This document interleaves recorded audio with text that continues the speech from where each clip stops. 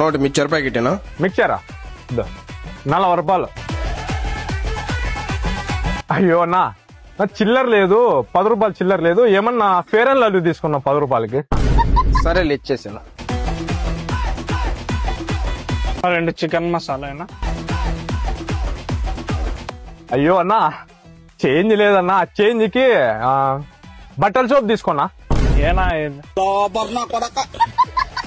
సర్లేనా.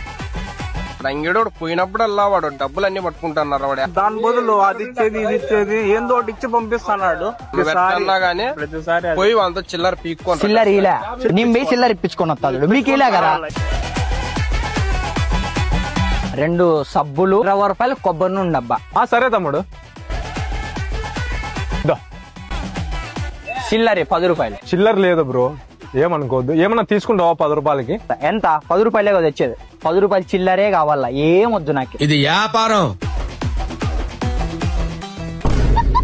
ఏంది 2 గాంధీ తాతలు ఉన్నాడు, ఇంత పెద్దగా ఉంది ఇది. వద్దులే.